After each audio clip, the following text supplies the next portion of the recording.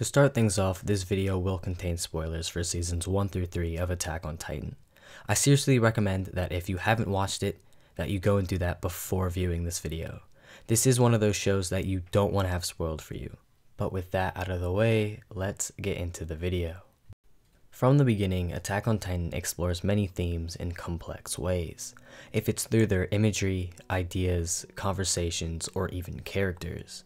And one of my favorite characters, Erwin Smith, holds his own complex ideologies through his own accord and by the mere existence of his character. Erwin Smith is driven by his own selfish reasons, his need for the truth, while his truth pushes him to commit atrocities, this truth being entrusted to him by his father, who later died for that idea, by the foolishness of his own son. The hope that there are humans outside of the walls and that the people within them have been lied to, under the power of the king. It is in pursuit of this truth that Erwin goes to great lengths, as he stands atop a mountain of his fellow comrades sacrificed for his own selfish reasons.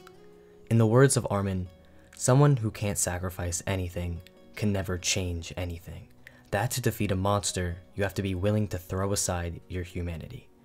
Erwin is a prime example of this, and led him to gain his position of commander of the scouts. The loss and death that was encountered on the scouts' missions would break most people for being responsible for the deaths of so many, as we have seen with Keith Shadis, the former commander of the scouts before Erwin. But Erwin is different. He isn't driven by the idealistic values of saving humanity that most are. He's driven by his own reasons, his own selfish ideas.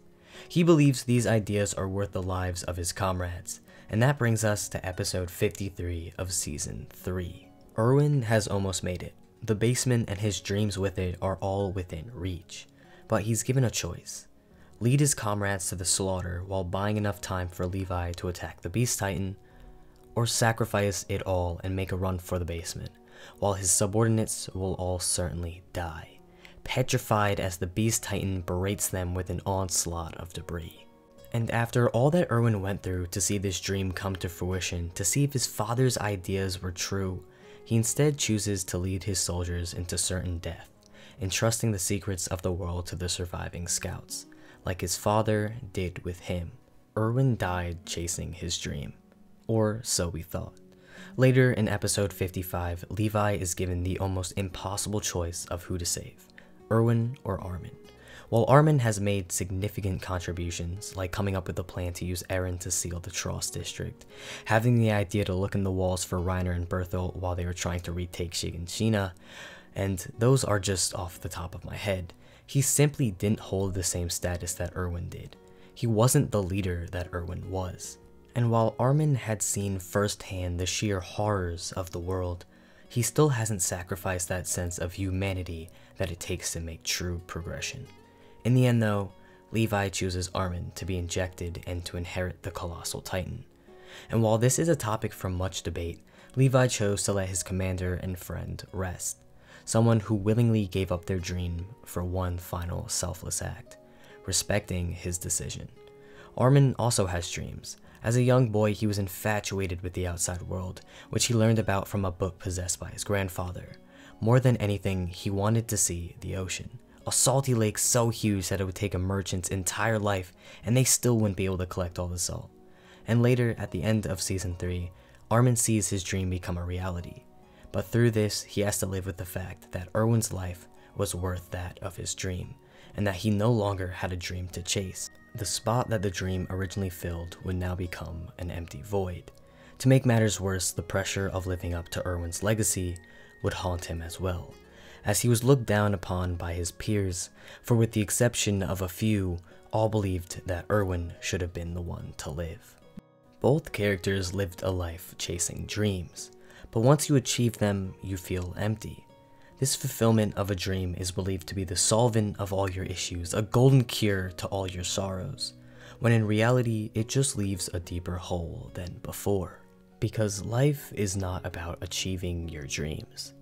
It's about chasing them. Levi must have known this when choosing who would live. Imagine the guilt of Erwin after learning the truth. Would he begin to contemplate if all the lives lost was worth the information? Was his father's life worth this information? What a sorrowful life that would be, contemplating all your life decisions as the looks of all the fallen soldiers who died in such gruesome ways stared at you with stone-cold faces, asking and begging if their sacrifices were in vain, if their sacrifices were worth it. Imagine the weight of Armin, as one of the best leaders humanity as they know it had, died for his dream, for his life, for the potential he had. Imagine the soul-crushing weight and the strain that would put on you.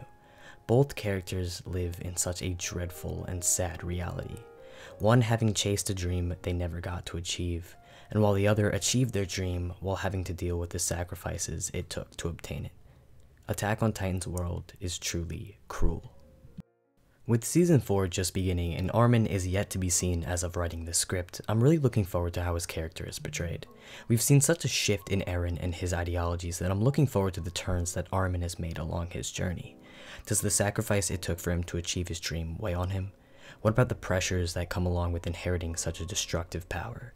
Remember, these questions are rhetorical, and please don't spoil the show for me. This is one of those shows that is known for its twists and turns, so please let me experience them like the manga readers did for the first time. But I'm looking forward to all that the final season has in store, because it's shaping up to be an experience you don't want to miss. Thank you for everyone that made it this far in the video. This is my first time doing a video like this, analyzing characters and themes, so if you want to see more, make sure to let me know down below. But as always, stay awesome, too awesome. Thanks for watching.